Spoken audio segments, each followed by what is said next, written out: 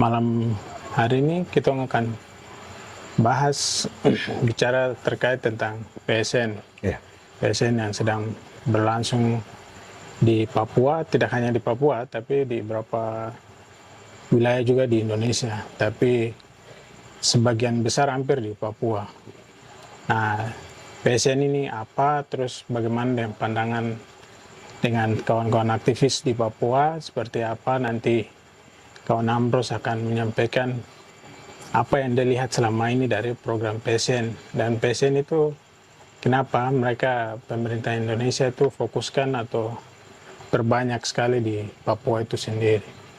Nanti lewat apa advokasi yang sudah dilakukan oleh kawan Ambros sendiri dengan teman-teman, mungkin akan berbagi informasi atau sharing ya, tentang pengamatan atau kajian-kajian yang teman-teman sudah lakukan seperti itu.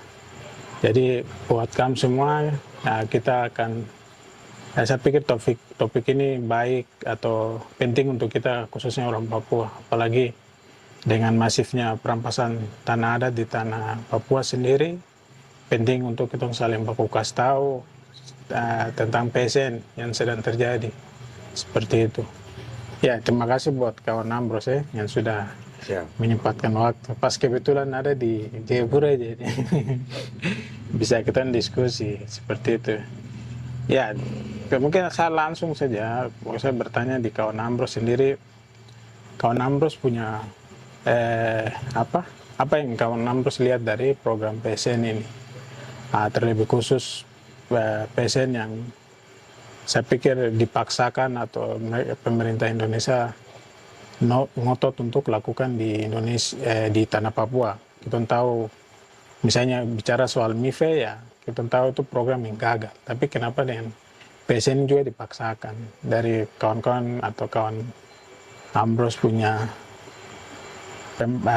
apa yang kawan Ambros lihat dari hasil pengamatan ataupun kajian-kajian yang teman-teman sudah lakukan itu seperti apa? Baik, terima kasih kawan Nelly bisa berikan kita ruang untuk kita bisa baku kasih tahu di tempat ini, dan teman-teman yang lain juga bisa ketahui seperti apa sebenarnya proyek PSN di Merauke ini.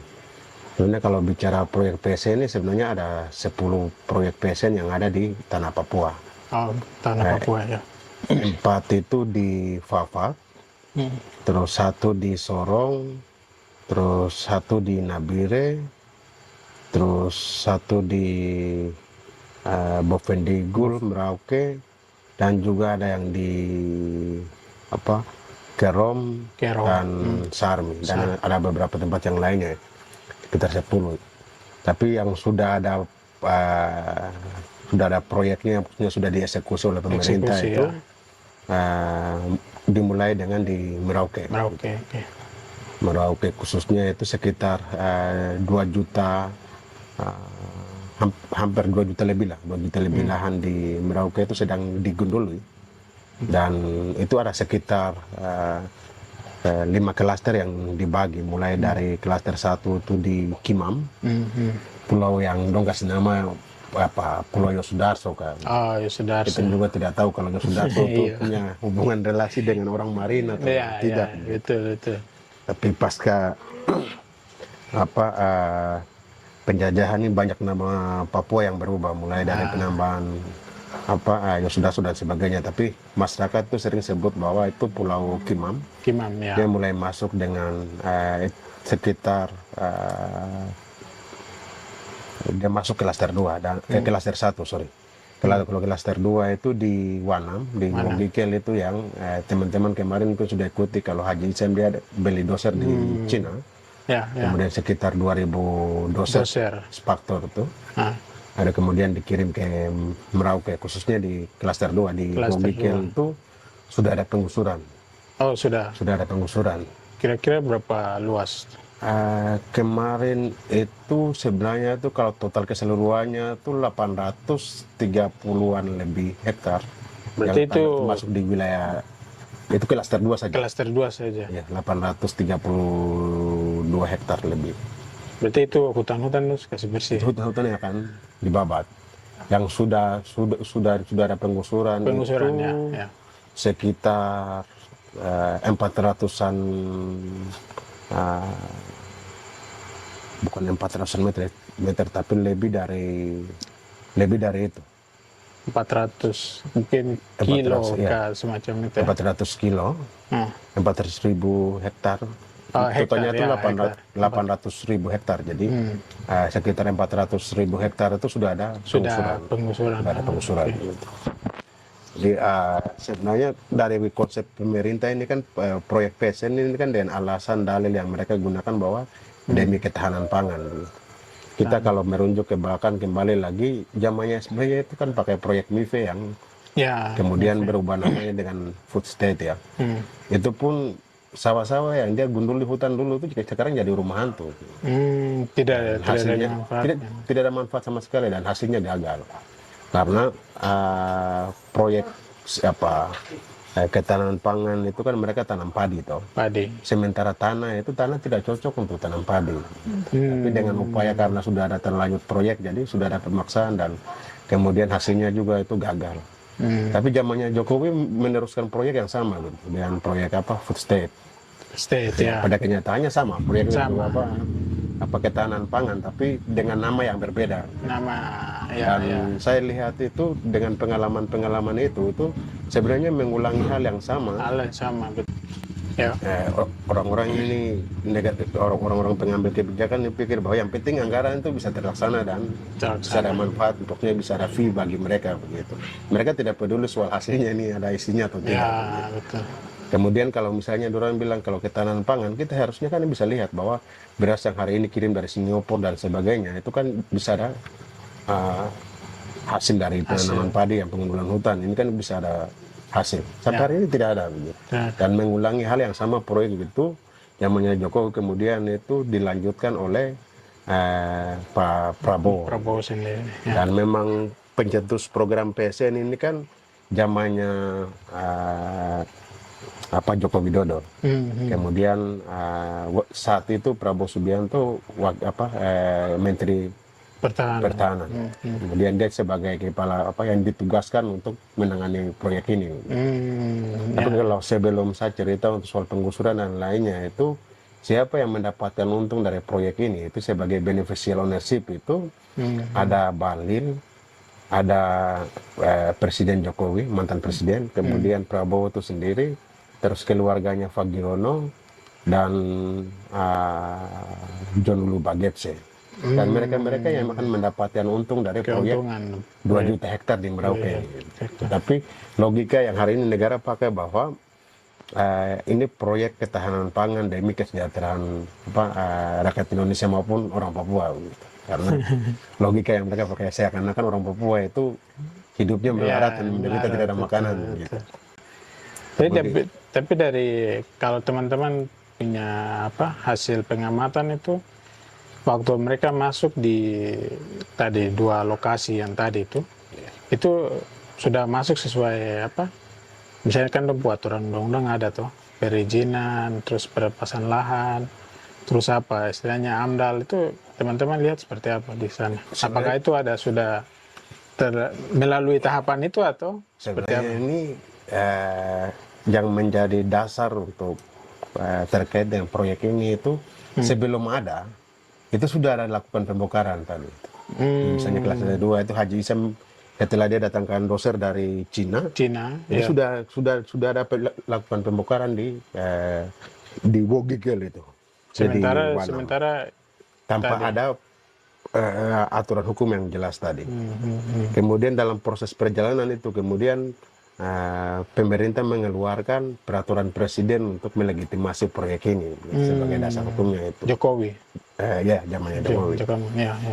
Kemudian dalam proses pengerjaan proyeknya itu pemerintah juga tidak menjelaskan soal AMDAL ini bagaimana nanti setelah perusahaan ini datang kemudian pembongkaran lahan hutan dan sebagainya nanti dampaknya seperti apa.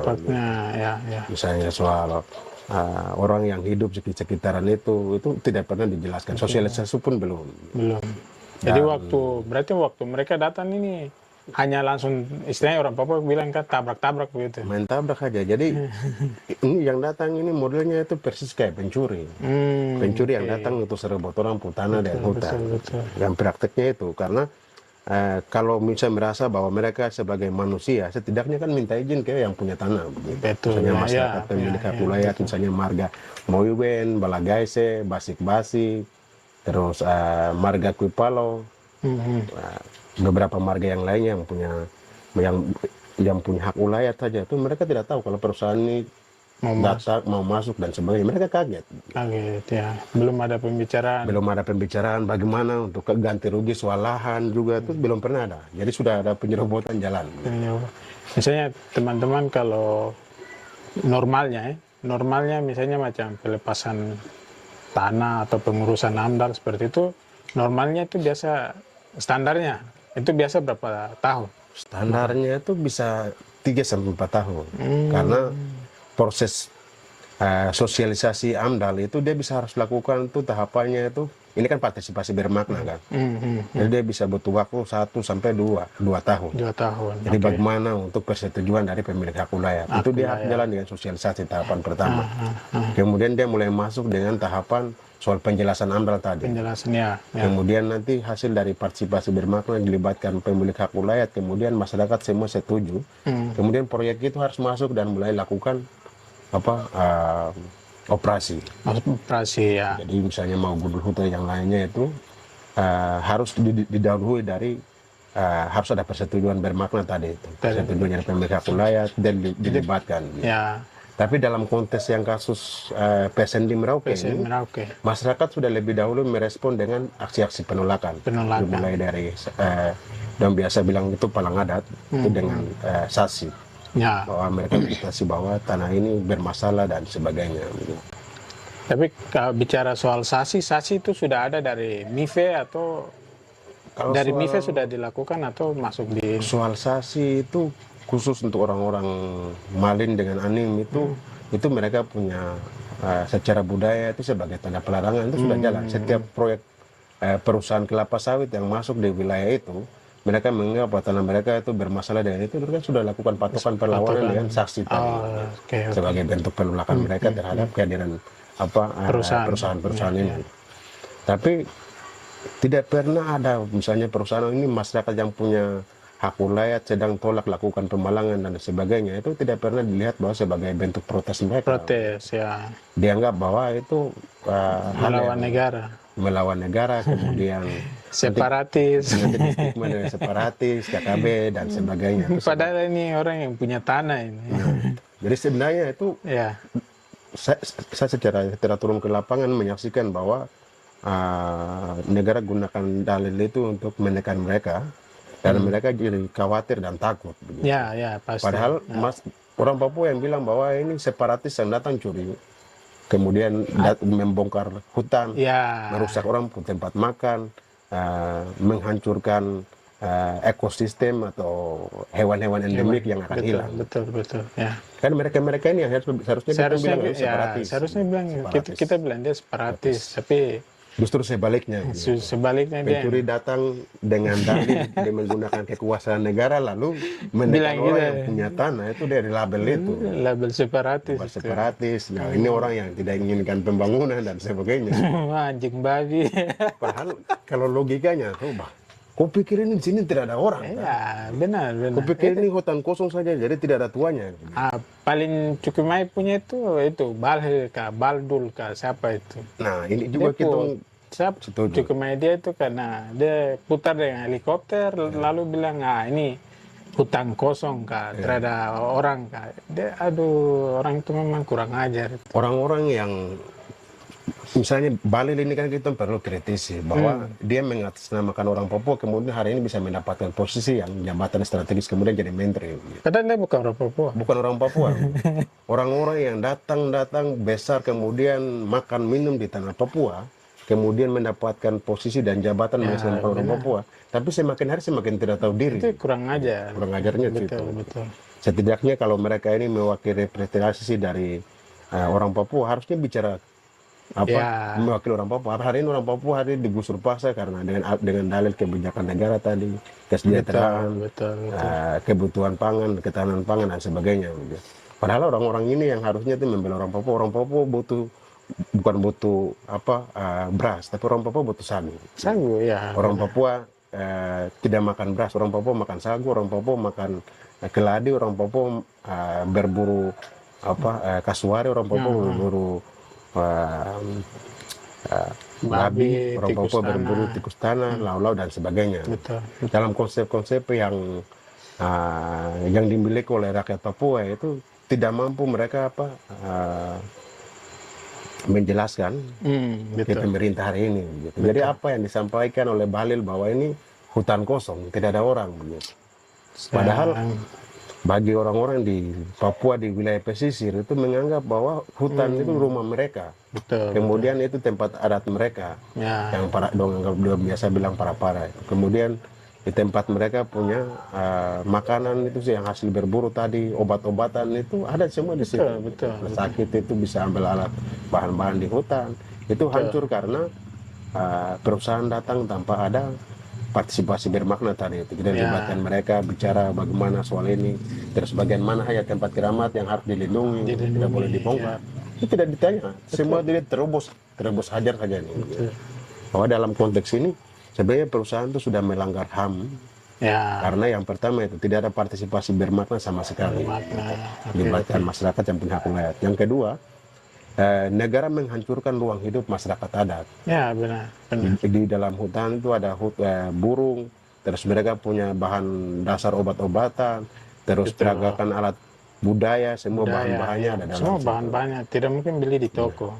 Dan semua tersedia di hutan, ya. Dan saya selalu dengar mereka selalu bilang bahwa hutan mereka itu sebagai bank yang aset yang tidak pernah hilang, tidak pernah habis. Betul. Ini artinya maksudnya pengakuan dari orang masyarakat di sana itu kan memang faktanya dari dulu, dari saya biasa kita bilang dari moyang sampai datang sampai ke Dorang itu kan memang kita gantungnya di hutan. Iya. Belajar di hutan, terus semua kebutuhan itu terpenuhi di hutan. Benar. Mereka belajar di hutan. Jadi ketika tiba-tiba macam perusahaan atau pemerintah dong lakukan hal begini, memang artinya kalau anggap sebagai warga negara, ya perlakukanlah sebagai warga negara. Kalau sudah masuk tadi tidak minta permisi, artinya tidak memberitahukan masyarakat, ini kan kurang ajar. Jadi sama saja bilang, kamu orang Marin pun bisa, atau orang Marin pun bisa bilang, kamu anggap itu warga negara atau bukan, toh? Bahasanya kan gitu. Situasi itu yang saya temukan di lapangan. Mereka anggap bahwa kami ini negara menganggap bahwa kami ini warga negara kan tidak. Mereka pertanyakan itu. Gitu. Karena negara memperlakukan mereka secara semena-mena, mencaplok hak sumber daya alam mereka, dan ruang hidup mereka, tempat pencarian makan mereka tuh hancur. Terus nanti mereka hidup dari mana? Hidup dari mana? Artinya begini, apakah harus karena negara bilang kebutuhan orang banyak jadi mengorbankan kebutuhan masyarakat kecil ini? Tidak boleh. Iya tuh. Sebenarnya memang praktiknya itu yang sedang praktiknya artinya dilakukan kan. Dorang maksudnya yang masyarakat di sana terima, dorang yang terdampak ini. Benar. Untuk memenuhi kebutuhan misalnya bilang satu Indonesia ini. Jadi dorang ini yang artinya jadi dikorbankan gitu. Artinya jadi tumbal untuk pemenuhan satu Indonesia ini. Nah itu kan juga macam, biasanya ini juga kan kita sampaikan juga buat mereka-mereka yang mungkin malas tahu atau yang bilang itu pemerintah program sudah sesuai, tapi lihat ada masyarakat yang korban seperti itu toh. Benar, itu sangat benar sekali karena di balik 2 juta hektar hutan yang akan digunduli di Merauke ini sebenarnya itu mengorbankan ruang hidup masyarakat adat tadi, dan juga nanti akan berdampak pada deforestasi besar-besaran yang akan terjadi. Betul. Dan juga akan meningkatnya pemanasan global. Dan ini juga itu yang akan berdampak ke rakyat Indonesia. Yang hari ini Jakarta juga sudah terlalu panas. Kemudian saya merasakan hal yang sama juga, Jayapura juga terlalu panas. Itu akibat dari masifnya pembebatan hutan dan Ya. deforestasi terus meningkat kan. Dan juga nanti akan ketika hutan Merauke ini 2 juta hutan Merauke ini mulai habis, juga akan berdampak ke negara-negara kecil di Pasifik itu bisa tenggelam. Pasifik, ya. Kemudian nanti wilayah di Asia itu juga akan berdampak. Padahal kayak pemerintah Norway, terus ada beberapa pemerintah lainnya itu mereka itu selalu kasih sponsor dana untuk terkait dengan pengurangan emisi. Termasuk ya. pemerintah Amerika juga support ke pemerintah Indonesia terkait ini. Untuk emisi itu. Ya. Penurunan emisi dan rumah kaca dan sebagainya. Dan dalam konteks ini, pemerintah yang hanya mengatasnamakan rakyat dan dia mempunyai kuasa kemudian mengatasnamakan uang rakyat itu, dia mendapatkan uang itu. Sementara yang jaga hutan itu masyarakat adat di bawah. Ya, benar. Kalau kita berpikir logika secara logika, masyarakat yang tidak punya pendidikan latar pendidikan yang minim saja, mereka bisa punya imajinasi terus masih bisa mempertahankan hutan adat untuk menyelamatkan kita dari pemanasan global. Sementara pemerintah yang latar belakangnya sampai esteller, tapi logika berpikirnya terlalu goblok begitu. Benar, ya. Justru terbalik kan. Terbalik. Justru pemerintah datang membawa masalah ke masyarakat adat tadi. Membawa masalah. Padahal tadi misalnya pemerintah atau negara-negara luar kan dia bilang, oke, Indonesia aku masih punya hutan, jadi kita kasih kau uang. Tapi padahal pemerintah malah tahu dengan hutan tadi, malah dia datang kasih hancur. Justru dia datangkan proyek yang nanti tadi kan saya bilang proyek presiden itu kan ada 10 yang ada di Papua dari Sorong sampai Merauke. Yang sudah ada penggusuran ini kan di Merauke. Itu pun yang dikerjakan oleh aparat militer. Nah itu salah satu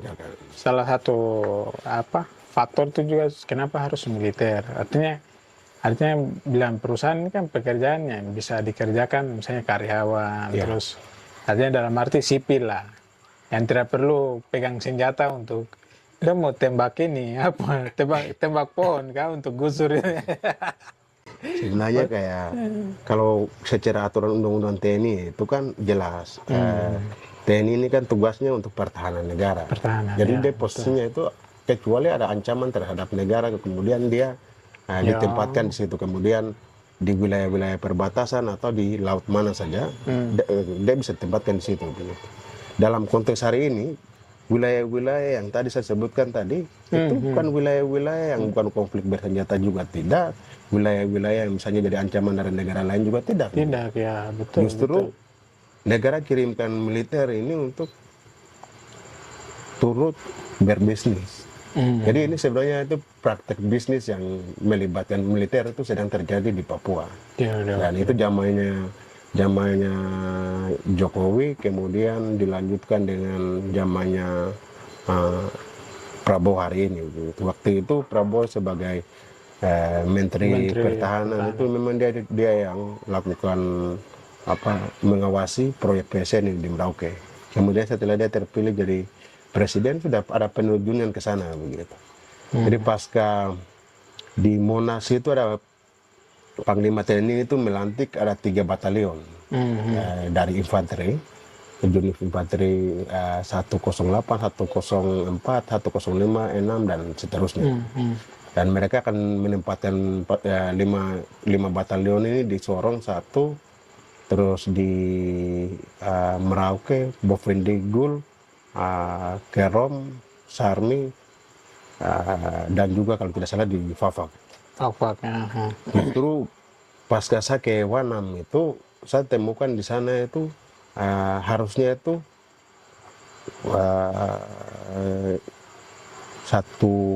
batalion infanteri 801, tapi di sana saya temukan juga batalion infanteri dari Unif 804 yang harusnya ditempatkan di tempat lain.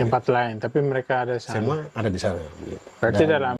Berarti misalnya artinya dalam pemberitaan itu mereka bilang bagi di wilayah-wilayah ini. Tapi dalam prakteknya mereka kasih turun di satu wilayah saja. Ya, di Wanam tadi. Okay. Dan mereka yang kerja. Militer yang kerja dengan senjata lengkap, sebagai faktor baru sedang kerja.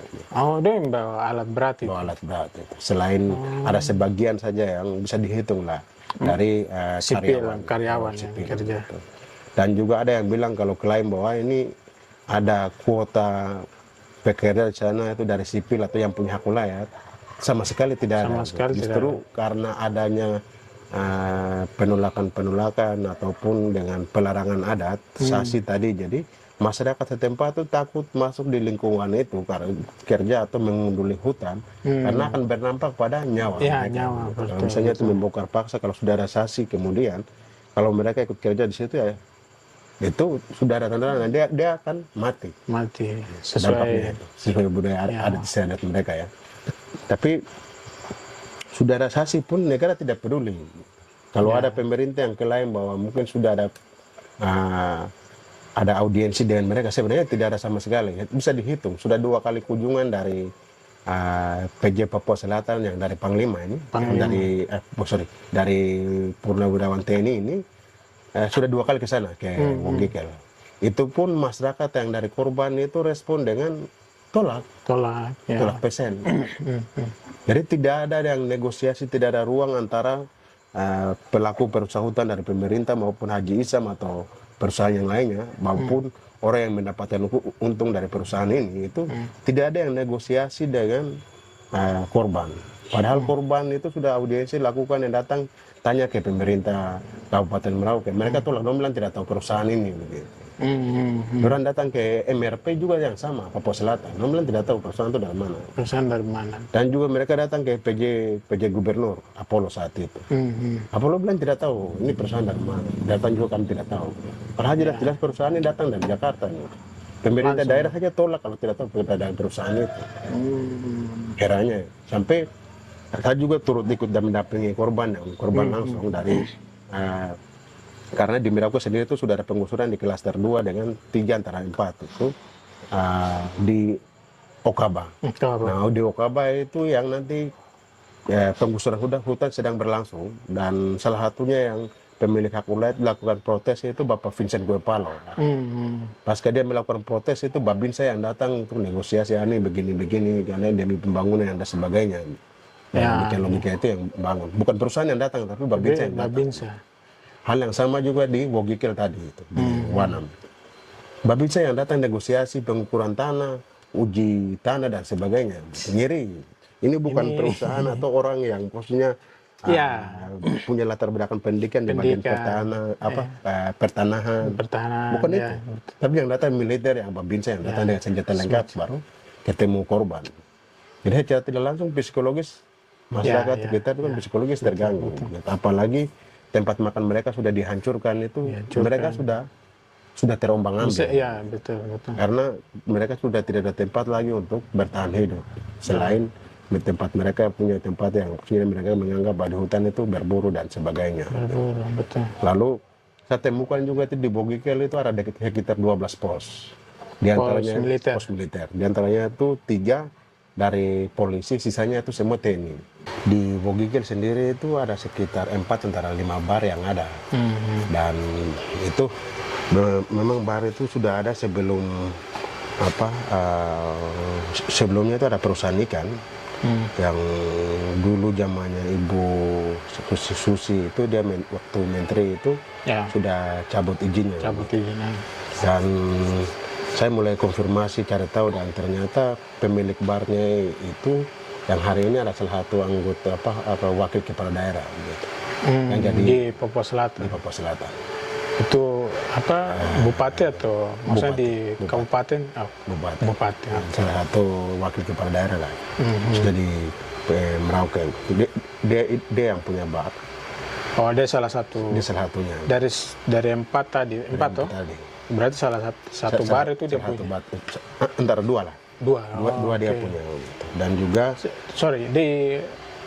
terus itu maksudnya kabupatennya dia pimpin atau dia dari kabupaten lain? Awalnya itu dia sebelum jadi pejabat kemarin baru terpilih. Sekarang maksudnya di kabupaten misalnya Merauke. Oke. Dan selain beberapa bar itu dibikin oleh aparat. Itu pasti ya. Kekhawatiran lain itu apakah PSK yang orang datangkan dari luar Papua ini dengan kondisi kesehatan dan fasilitas kesehatan di Bugigil sendiri itu yang terbatas, hanya ada puskesmas tapi dibukanya siang hari saja, itu dikhawatirkan sebenarnya ada dugaan saya itu sedang terjadi penularan virus bisa diduga mungkin HPS atau dan sebagainya. Tapi di sisi lain itu kehadiran barbar itu justru meningkatkan kekerasan KDRT di rumah tangga, karena orang-orang yang masyarakat setempat misalnya orang cari ikan di laut kemudian bawa datang hasil ikan itu tidak jual, itu tidak pulang ke rumah, nanti singgah di tempat-tempat itu. Kemudian pulang dan keluarga terjadinya itu KDRT dan sebagainya. Dan juga saya lihat bahwa dengan kehadiran bar itu sedang mengalihkan fokus atau pola pikir masyarakat setempat untuk dengan sesuatu hal yang besar, salah satunya proyek PSN ini. Ya, betul. Jadi tidak hanya itu, dibuat ketergantungan dengan kesenangan. Apalagi kan bagi bisa dibilang ya masyarakat lokal yang dulunya kehidupannya tradisional, terus kemudian dibawa dengan aktivitas-aktivitas seperti itu kan hal baru, jadi pasti misalnya ingin tahu, ingin coba, itu pasti ada. Dan ini yang dimanfaatkan oleh misalnya perusahaan ataupun pemerintah juga untuk bisa dibilang bahwa sedang kontrol mereka. Artinya dengan tidak langsung don tidak pikir lagi tentang hutan mereka yang dirampas atau dihancurkan atau apa, tapi lebih don dapat buang pikirnya ke sana, dapat uang pikirnya ke sana.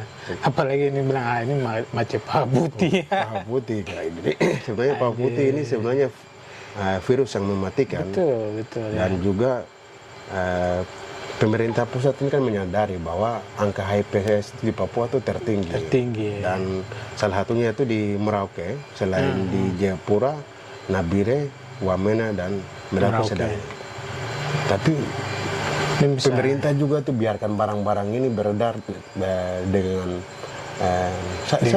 dugaan saya itu kemungkinan besar itu izin tidak jelas. Betul. Jadi kayak misalnya kayak bar dan sebagainya itu kan, apakah pendapatannya itu masuk di desa situ atau kabupaten, ini kan belum jelas juga. Logikanya kan yang orang tahu toh. Maksudnya tempat lokalisasi seperti itu kan dia harusnya ada, maksudnya yang logikanya itu kan di kota-kota besar, di tempat-tempat keramaian, di pusat-pusat kota, misalnya di Jayapura begini. Tapi kok ada di kampung? Yang kampung yang terbatas dengan akses, terus terbatas dengan akses jalan, terus aktivitas masyarakat juga tidak terlalu seramai macam di kota-kota besar. Tapi kan berarti kan maksudnya kenapa harus ada? Ya paling tujuan mereka itu untuk mengalihkan perhatian masyarakat itu sendiri. Benar. Selain itu, ini juga kalau tidak hanya dalam konteks mereka upayakan bisnis dan lainnya, tapi ini kan praktek genosida secara masif terhadap orang Papua. Iya, benar. Karena pemerintah memfasilitasi proyek-proyek yang maksudnya menghancurkan eksistensi orang Papua itu. Iya, betul. Dalam konteks ini misalnya orang Papua kena misalnya AIDS dan sebagainya akan meninggal. Tidak hanya misalnya kita lihat hari ini Intan Jaya, Nduga, Pegunungan Bintang, operasi militer ilegal secara besar-besaran, orang mengungsi, orang mati banyak. Betul. Dan hari ini kita bilang bahwa orang Papua sedang menuju genocide, etnocide maupun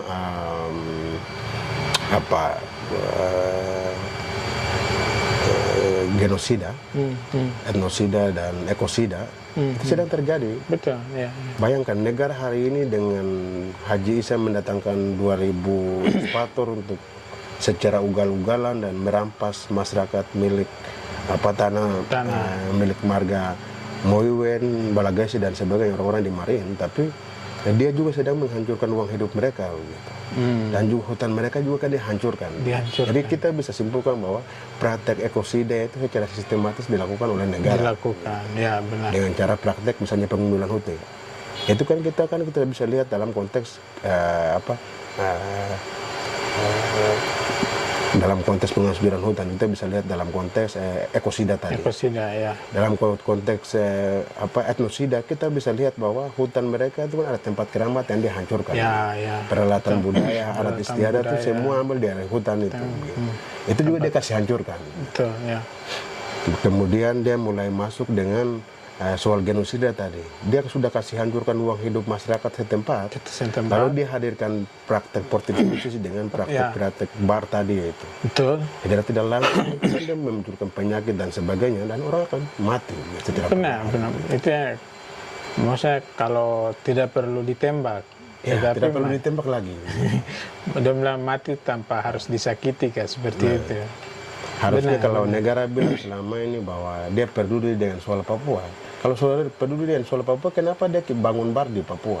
Kenapa dia kirim minuman misalnya kayak di Jayapura, bir itu ada tulisan itu khusus Irja. Irja, betul. Kalau dia memang peduli orang Papua.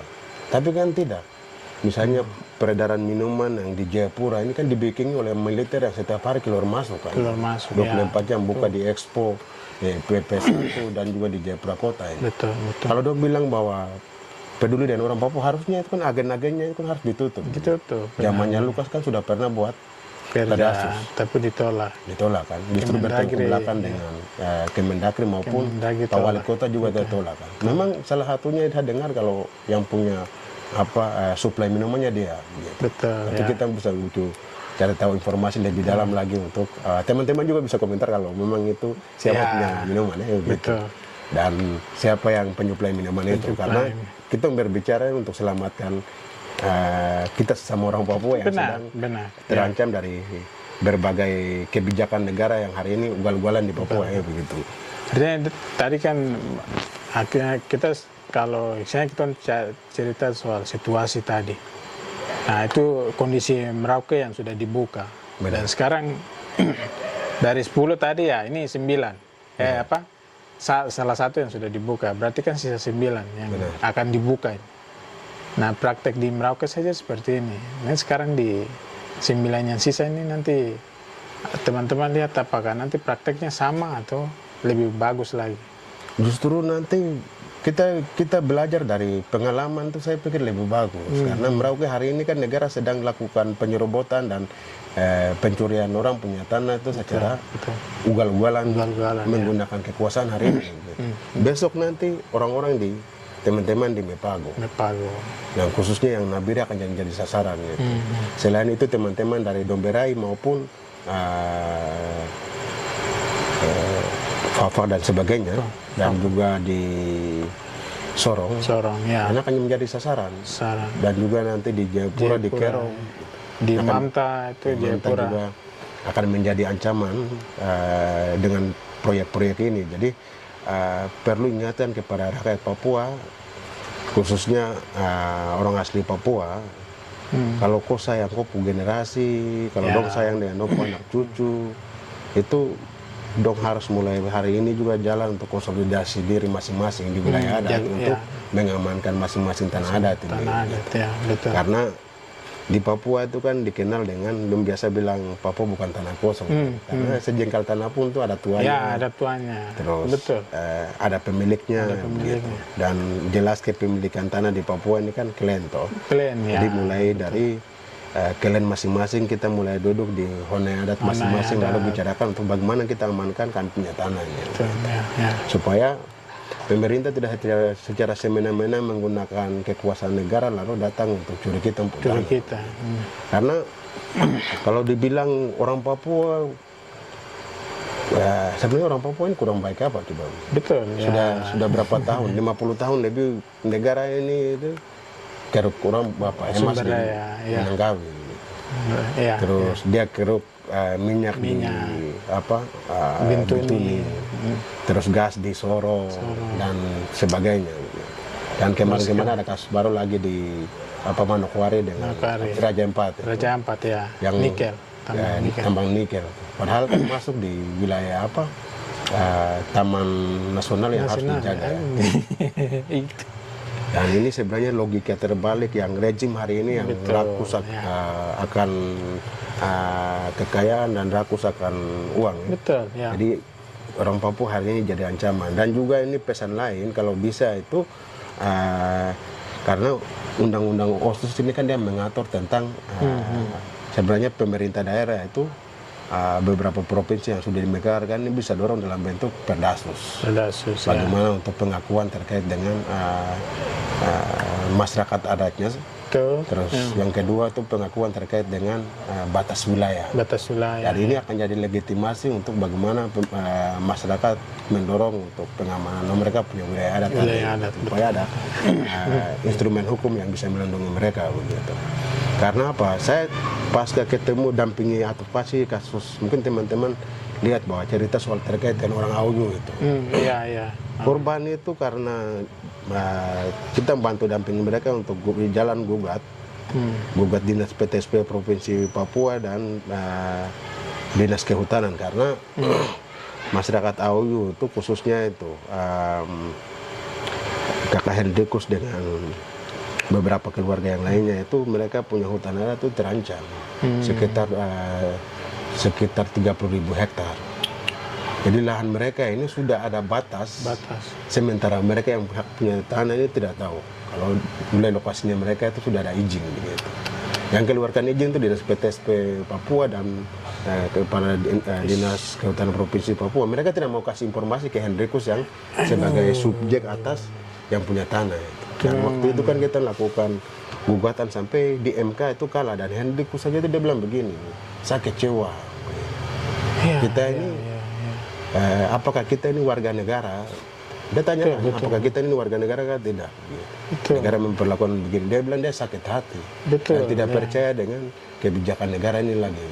Justru dalam pemikiran saya dengan putusan hukum yang khususnya adil terhadap masyarakat ada yang memperjuangkan ini kan tidak hanya untuk kita saja. Perjuangan masyarakat Auyu untuk dilindungi hutan adat itu selamatin orang di Australia, wilayah-wilayah pulau-pulau kecil di Pasifik, di Indonesia maupun di Asia. Bahkan teman-teman yang hari ini juga akan apa yang sedang nonton dan sebagainya. Tapi hormat dengan putusan hukum yang tidak berpihak ke masyarakat adat, ini justru negara terus membangun ketidakpercayaan itu terus bertambah. Betul. Jadi kebencian, sakit hati, amarah itu secara tidak langsung negara yang kasih buat dan membangkitkan itu ke orang Papua dan semakin hari itu bukan sembuh tapi semakin hari itu dia makan menjadi luka yang bernanah lagi. Kita bicara Merauke ya dulu kasus-kasus operasi militer juga ada. Itu juga negara belum selesaikan. Terus sekarang masuk dengan perampasan tanah-tanah ini. Benar. Jadi dengan cara negara yang terlalu arogan dan otoriter ini justru negara yang menciptakan membangun kebencian orang Papua dan membuat orang Papua tetap tidak akan pernah kompromi dengan negara.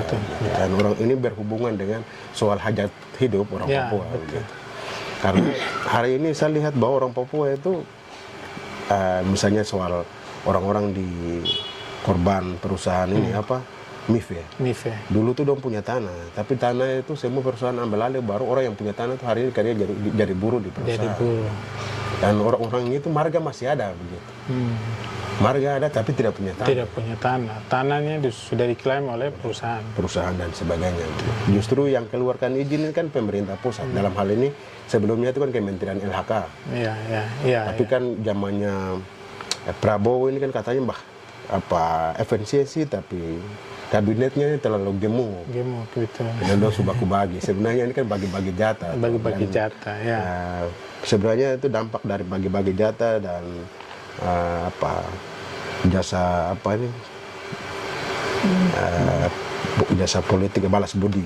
Politik balas budi. Jadi politik balas budi hari ini gencar-gencar di Papua dengan pendekatan militer untuk lakukan eksploitasi besar-besaran hutan di Papua. Ini juga jadi ancaman. Ya, betul. Besar sekali.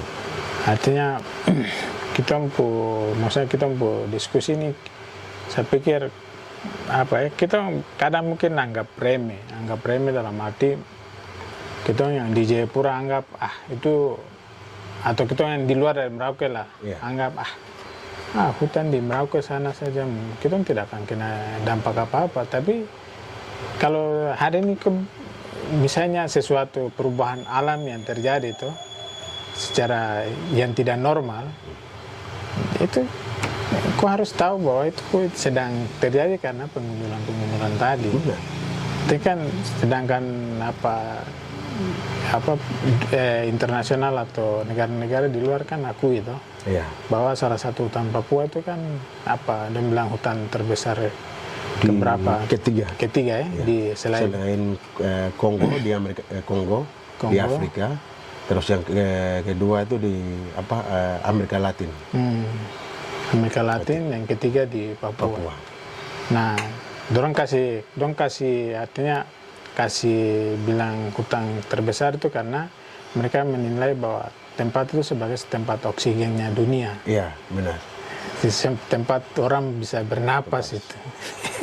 Justru saya baru dengar informasi pemerintah itu rencana sedang menawarkan untuk bisnis karbon dengan negara-negara luar begitu. Sementara dia masih melakukan hutan pembabatan hutan, tapi soal untuk bisnis karbon juga dia jalan.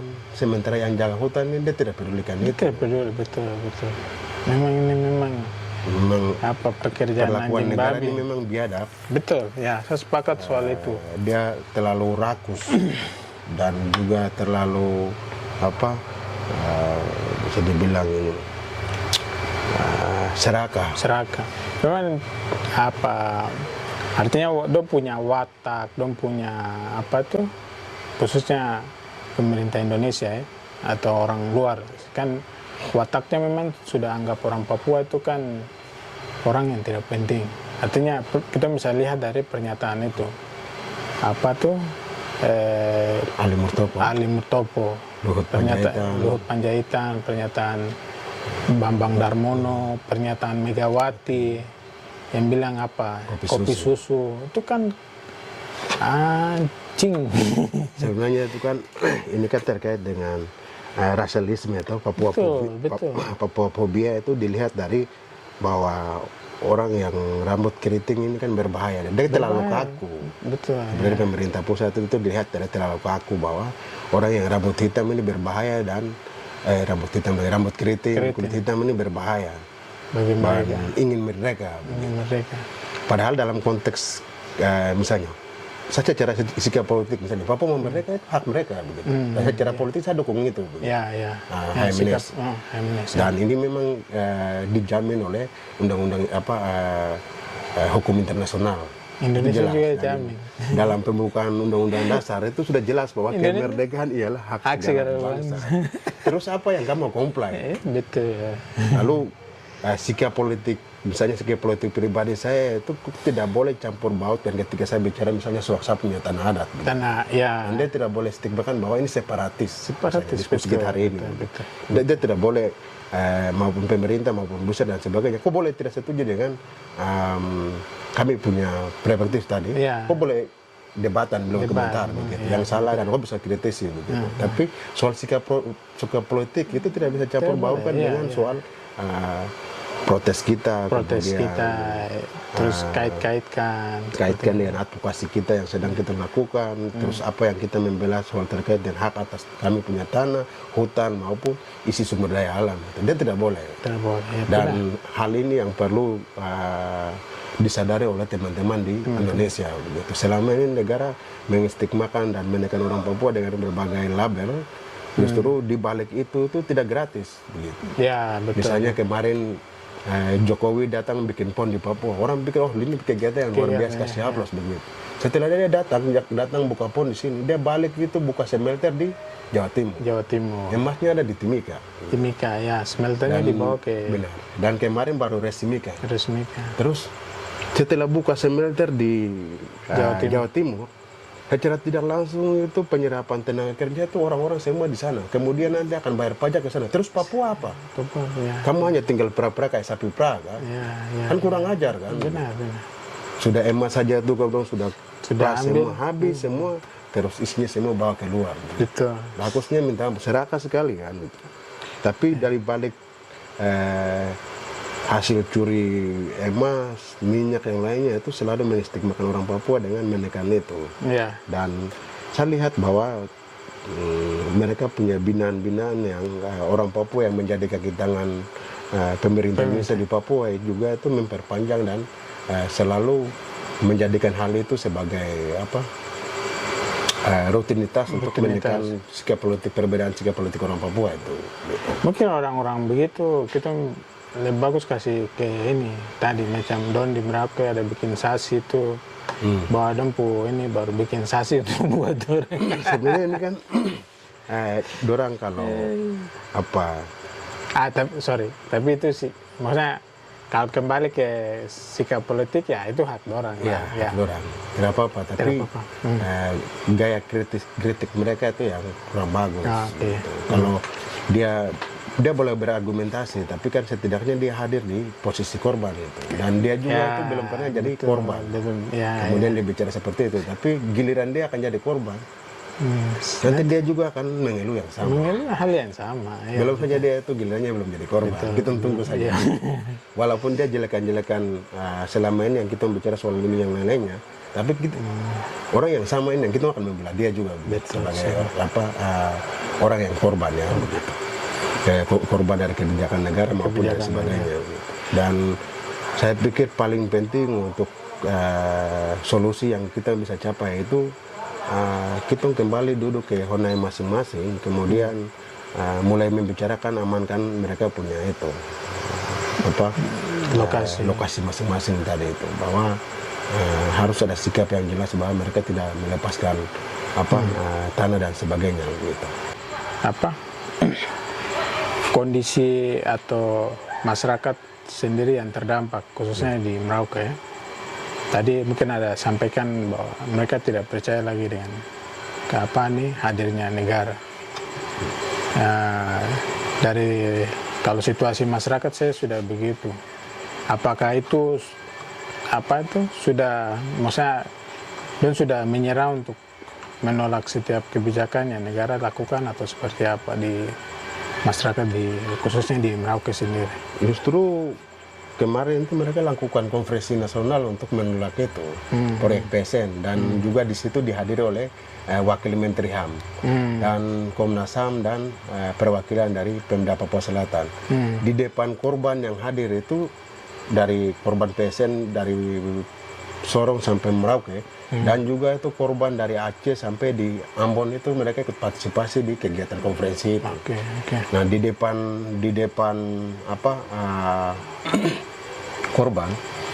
korban itu Komnas HAM tanda tangan petisi penolakan PSN. Hal yang sama juga Wakil Menteri HAM. Dia yang lebih duluan tanda tangan untuk penolakan itu PSN ya. Dan juga dari Pemda Papua Selatan yang dalam hal ini dia dihadiri oleh asisten 1, dan dia ikut tanda tangan untuk penolakan PSN. Dan itu sudah jelas, dan korban akan tunggu sikap mereka selanjutnya.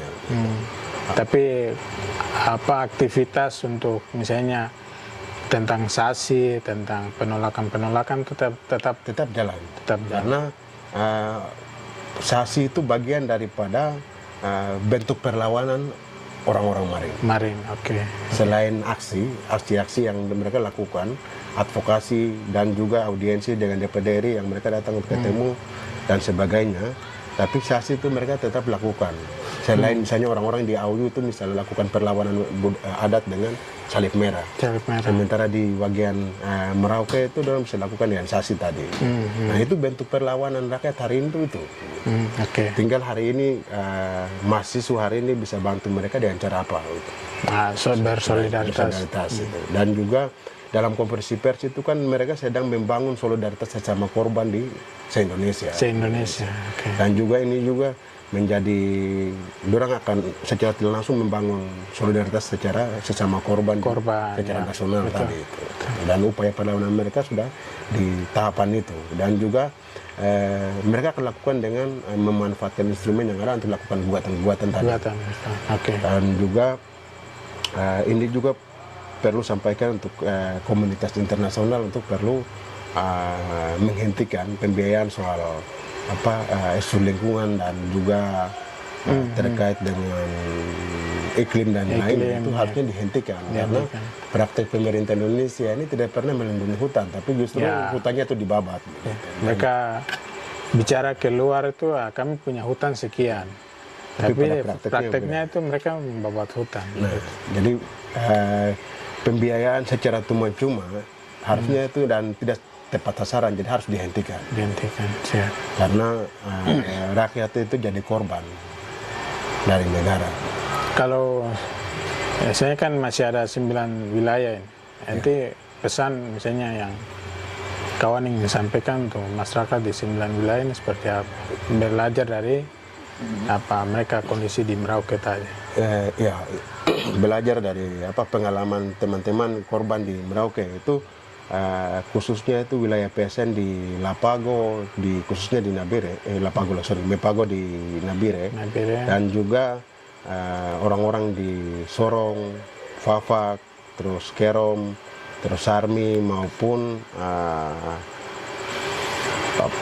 Bovendigul itu mulai harus duduk di Honai masing-masing, di para masing-masing, baru mulai rumuskan dan mulai mengamankan mereka punya basis wilayah adat masing-masing.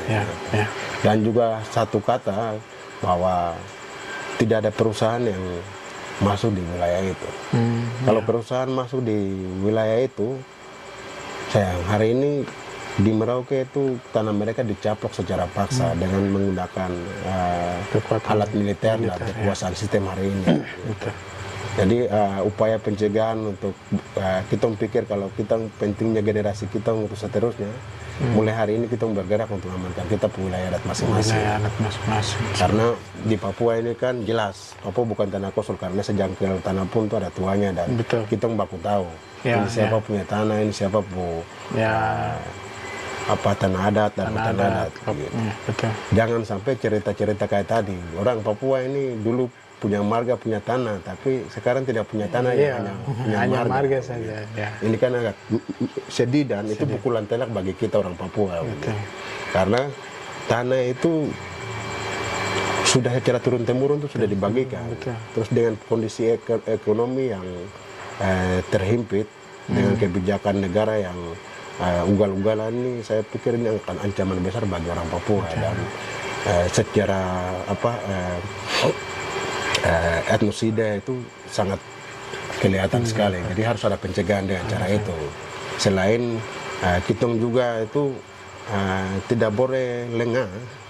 Dan juga teman-teman misalnya kayak wilayah gunung kita kayak di Lapago misalnya. Dan juga kayak Jayapimo yang nanti akan jadi target, selain target operasi militer, tapi kan akan eksploitasi Blok Soba dan juga di Blok Warem dan sebagainya. Ini mulai hari ini juga konsolidasi diri untuk harus lakukan perlawanan. Dan karena negara sudah mulai menggunakan kekuatan militer untuk mulai petakan barang-barang itu, dan kita tidak boleh legal. Kalau negara pikir bahwa orang Papua sebagai warga negara, harusnya itu negara dorong untuk orang Papua yang kelola barang sendiri, baru mereka yang bayar pajak. Itu yang logis kalau kita bilang bahwa orang Papua jadi tuan di atas tanah sendiri ya. Tapi dengan praktek yang terbalik begini tidak bisa. Itu sama saja. Tidak bisa kompromi dengan itu. Mereka lebih pentingkan sumber daya alamnya, tapi tidak pentingkan manusianya. Manusianya itu akan dikikis atau dihabisi secara perlahan-lahan, seperti itu. Dan memang kita kan orang Papua kan sedang mengalami depopulasi. Karena praktek depopulasi itu kita bisa dilihat dari operasi militer yang masif secara ilegal di Papua. Gitu. Apalagi sudah ada revisi Undang-Undang TNI. Undang-Undang TNI tambah dan tancap gas.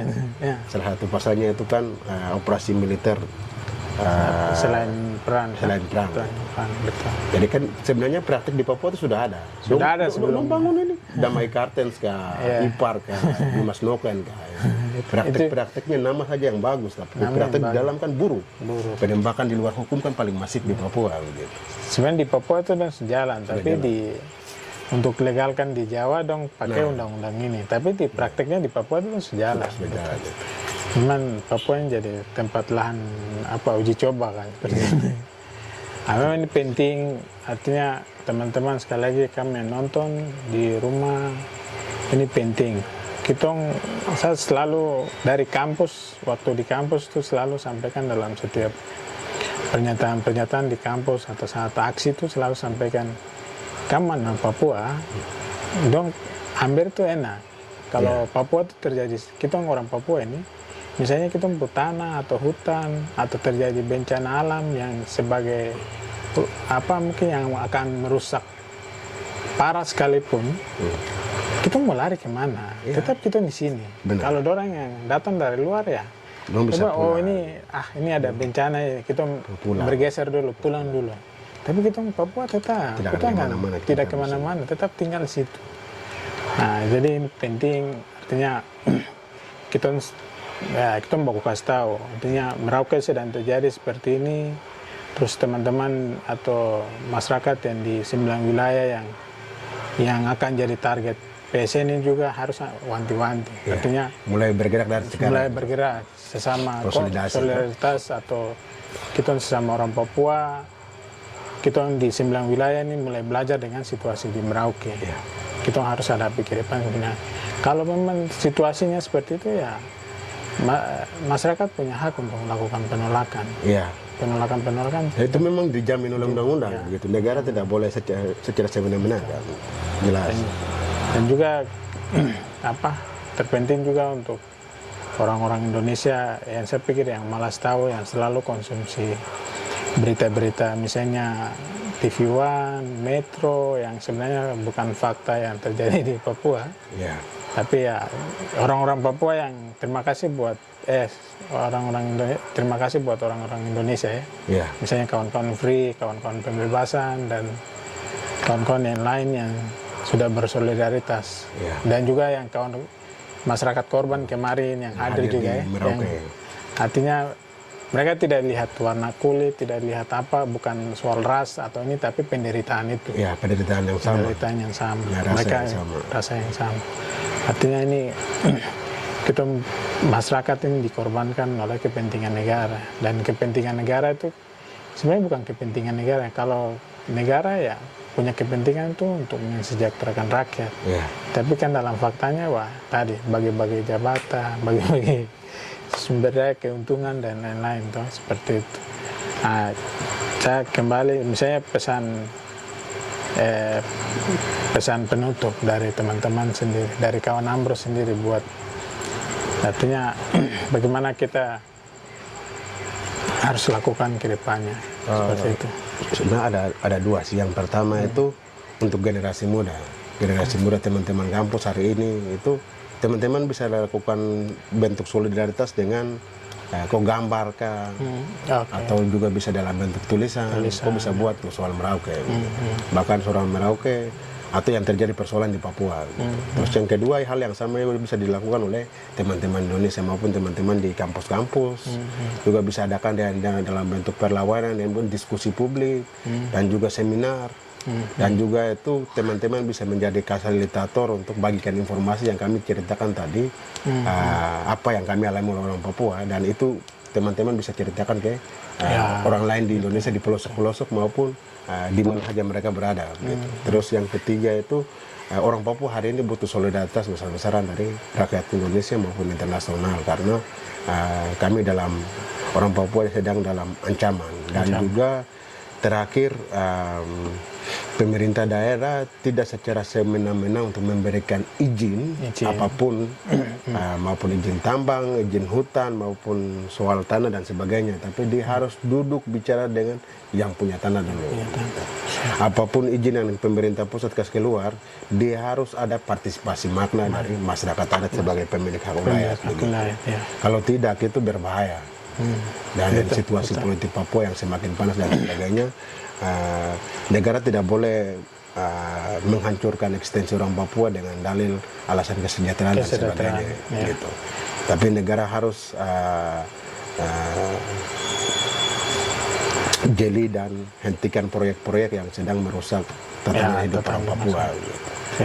Mungkin dari saya itu saja. Gitu. Kalau misalnya ada teman-teman yang ingin mau highlight soal pembicaraan saya tadi, silakan boleh komentar, nanti saya akan jawab.